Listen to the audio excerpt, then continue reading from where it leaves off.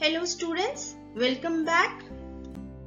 In today's session we will complete Work and Energy chapter number 2. Generally, any mental or physical activity is referred to as work. When we walk, run, the energy from our body is consumed or used to do necessary works. जेव्हा पण आपण कोणताही mental activity करतोय, physical activity करतोय, तेव्हा आपण काय म्हणतो, आपण काम केलेलं आहे असं म्हणतो. हे काम करण्यासाठी मेंटल ऍक्टिव्हिटी असेल, फिजिकल ऍक्टिव्हिटी असेल, हे करण्यासाठी आपल्याला काय करावं लागतं, एनर्जीचा वापर करावा लागतो. लक्षात आलं का? मग आपण त्या एनर्जीचा यूज करून कोणत्याही पद्धतीच्या ऍक्टिव्हिटीज पूर्ण करू शकतो. आता ही मुलगी तुम्हाला अभ्यास करताना दिसते. शी studying almost for 3 to 4 hours. तिने 3 ते 4 तास अभ्यास केलेला आहे. Then she say she is tired as she has done lots of work. ती काय म्हणते की मी खूप सारं काम केलेलं आहे, मी दमली आहे. But is it a work done? हे काम केलेलं आहे का तिने? No, it's not work done. It's only mental work, and in physics this kind of work is not considered as work done.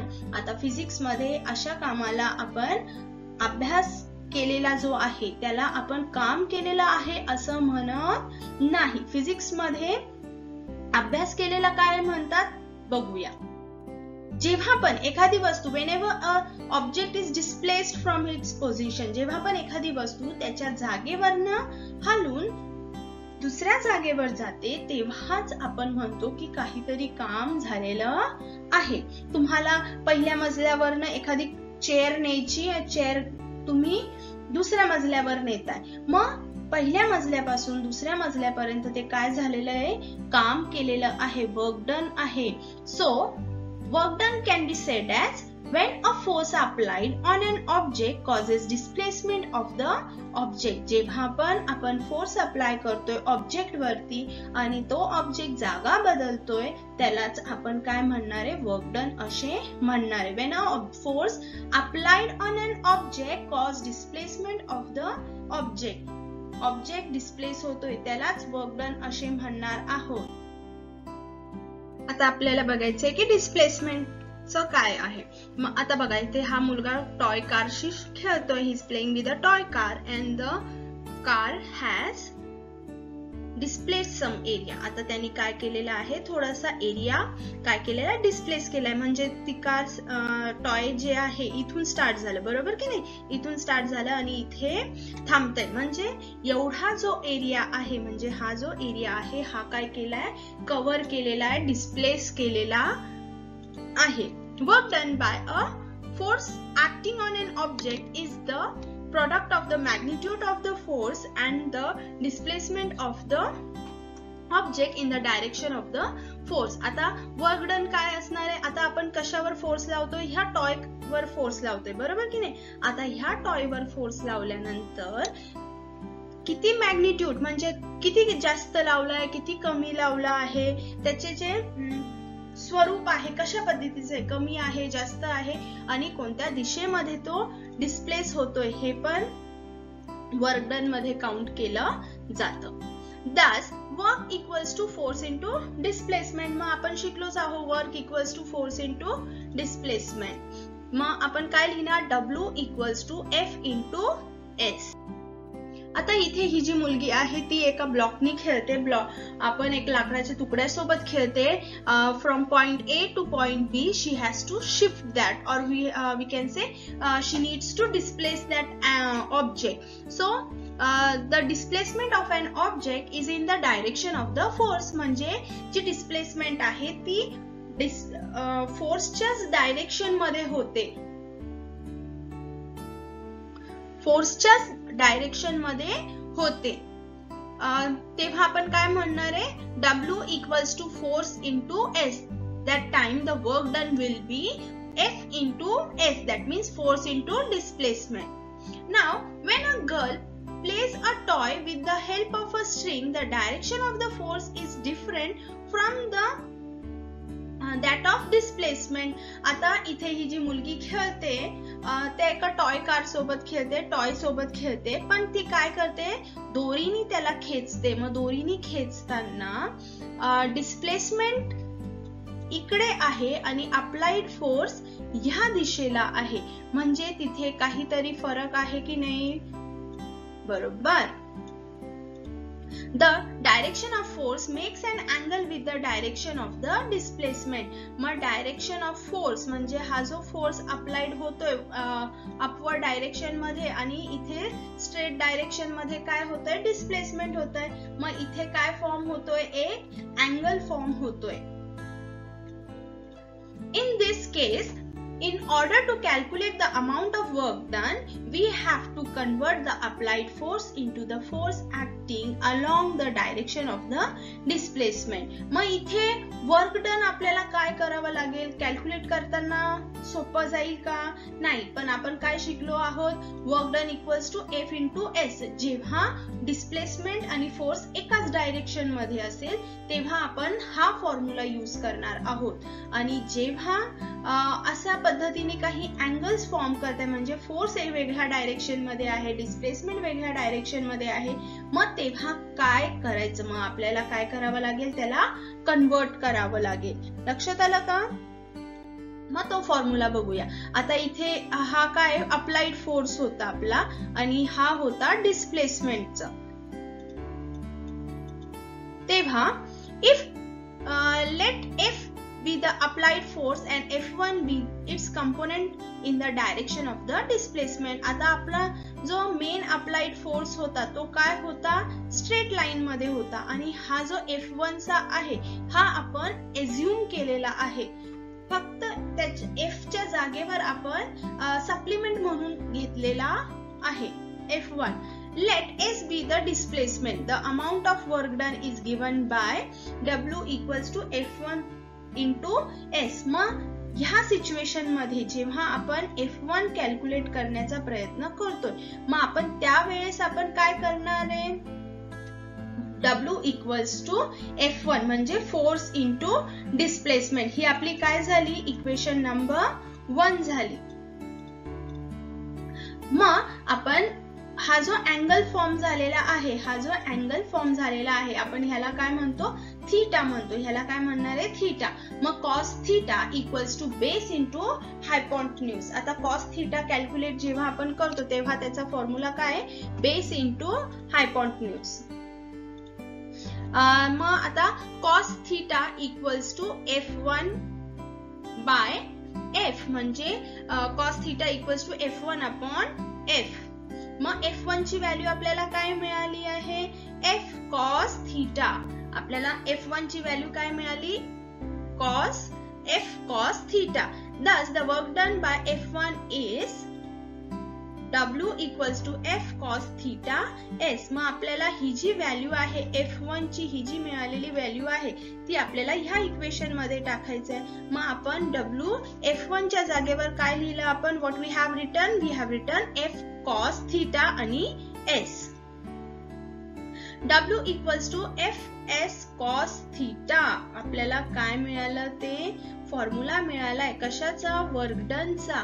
जेव्हा फोर्स आणि डिस्प्लेसमेंट हे दोन्ही वेगळ्या डायरेक्शन मध्ये असतील तेव्हा जर आपल्याला वर्क डन कॅल्क्युलेट करायचं असेल तर आपण कशा पद्धतीने करणार आहोत, W equals to Fs cos.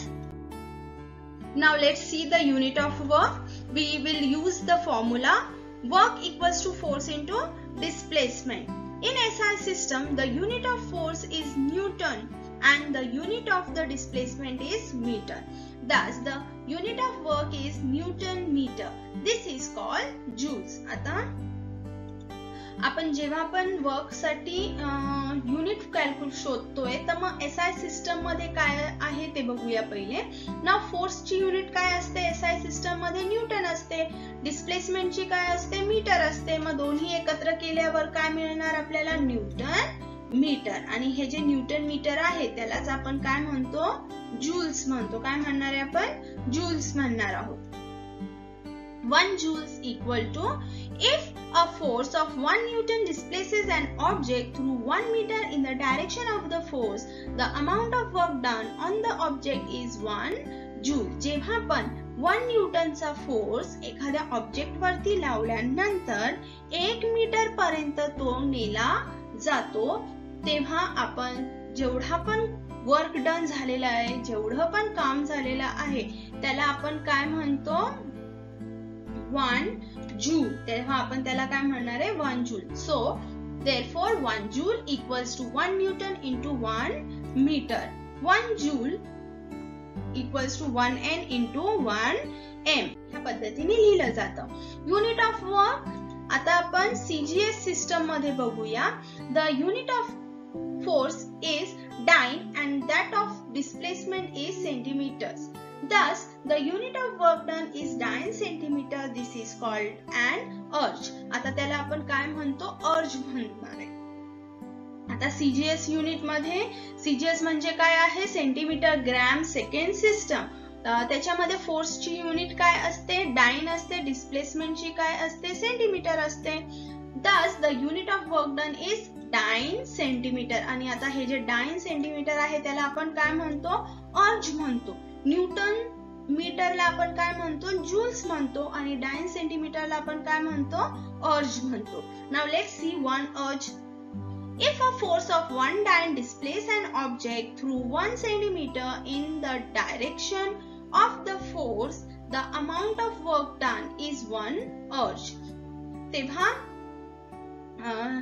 जे पण आपण फोर्स अप्लाय करतोय 1 डाइनचा 1 सेंटीमीटरच्या पर्यंत त्या ऑब्जेक्टला डिस्प्लेस करण्यासाठी, जेव्हा ते काम जे झालेलं आहे त्याला आपण काय म्हणणार आहे, 1 अर्ज असे म्हणणार आहे. आता 1 अर्ज कसे लिहितो आपण बघा. 1 erg equals to 1 dyne into 1 centimetre. आता relationship between joules and erg. आता जूल्स आणि अर्ज मधला जो रिलेशन आहे तो बघूया की काय आहे. When we know that 1 Newton equals to 10 raised to 5 dynes, म्हणजे 1 न्यूटन किती असतो, 10 raised to 5 डाइन असतं. आणि 1 मीटर किती असतं, 10 raised to 2 सेंटीमीटर्स.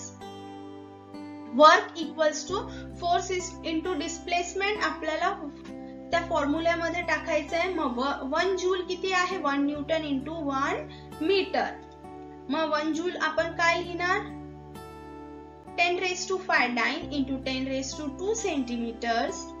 आन्सर आपल्याला काय मिळाला, 10 raised to 7 डाइन सेंटीमीटर. हे आपल्याला काय मिळालं आहे, relation between the joule and अर्ज.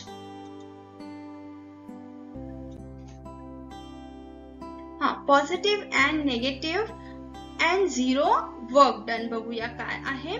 When the force and the displacement are in the same direction, then theta equals to 0 degree. The work done by the force is 0. आता जेव्हा पण force ह्या डायरेक्शन मध्ये आहे, डिस्प्लेसमेंट पण ह्या direction मध्ये आहे, अँगल 0 फॉर्म झालेला आहे, तेव्हा त्याला आपण काय म्हणणार आहे, पॉझिटिव्ह वर्क म्हणणार आहे. काय म्हणणार आहे, पॉझिटिव्ह वर्क म्हणणार आहे. When the force and displacement are in the opposite direction, then theta equals to 180 degree. The work done by the force is negative. जेव्हा फोर्स एका डायरेक्शन मध्ये आहे, डिस्प्लेसमेंट दुसऱ्या डायरेक्शन मध्ये आहे, त्यांच्या दोघांमध्ये 180 चा अँगल फॉर्म होतोय. मग तो काय झालाय, नेगेटिव्ह वर्क डन झालेलं आहे. लक्षात आलं का, पॉझिटिव्ह आणि नेगेटिव्ह मध्ये काय फरक आहे. जेव्हा थीटा 0 असेल तेव्हा पॉझिटिव्ह, जेव्हा थीटा 180 डिग्री असेल तेव्हा negative. When the applied force does not cause any displacement, or when the force and the displacement are perpendicular to each other, then theta equals to 90 degree. The work done by the force is 0. जेव्हा पण force apply केल्यानंतर पण displacement झालेली नाही, object displace झाला नाही, जागा बदलली नाही, तेव्हा त्याला वर्क डन काय म्हणणार आपण, 0 म्हणणार आहे. काय म्हणणार आहे, 0 म्हणणार आहे. नाहीतर जे फोर्स आणि डिस्प्लेसमेंट आहे ते दोघंही एकमेकांना काय आहे, परपेंडिक्युलर. आणि अँगल किती फॉर्म होतोय, 90 डिग्रीचा. लक्षात आलं का? Positive, negative and zero work done म्हणजे काय आहे? पॉझिटिव्ह कधी असणार आहे? जेव्हा फोर्स आणि डिस्प्लेसमेंट एकाच डायरेक्शन मध्ये असेल तेव्हा.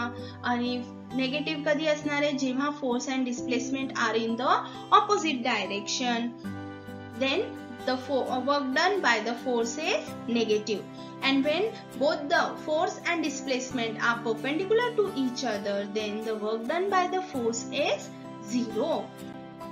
आता तुम्ही वर्क डनच आपण काय बघितलंय? डेफिनेशन बघितली. वर्क डन कशा पद्धतीने असतं ते पण बघितलं आहे. नेमकं वर्क डन काय आहे हे तुम्हाला समजलं असेल. वर्क डन म्हणजे काय? एखाद्या जागेवरनं वस्तू दुसऱ्या जागेपर्यंत पोहोचते त्यालाच आपण वर्क डन असे म्हणणार आहोत. आपण दिवसभर अभ्यास केला, 2 तास अभ्यास केला, त्याला आपण वर्क डन म्हणणार नाही. एकाच जागेवर बसून आपण खूप वेळापर्यंत टीव्ही बघितला तरी तो अभ्यासासारखंच वर्क डन होणार नाही. तुम्ही 2 तास एकाच जागेवर बसले, गप्पा मारताय, तेही वर्क डन मध्ये काउंट केलं जाणार नाही. पण तुम्ही समजा चालत गेले, एखादी वस्तू घेऊन आले, किराणा आणला, भाज्या आणल्या, नाही तर बुक शॉप मध्ये जाऊन पुस्तक घेऊन आले, म्हणजे हे काय झालंय? वर्क डन झाले. त्यालाच आपण वर्क डन असे म्हणणार आहे. नाहीतर एखादी गोणी उचलून तुम्ही दुसऱ्या ठिकाणी नेले, एखादं टेबल आहे तो दुसऱ्या ठिकाणी नेला, ह्यालाच आपण वर्क डन मध्ये काउंट करणार आहोत. लक्षात आलं?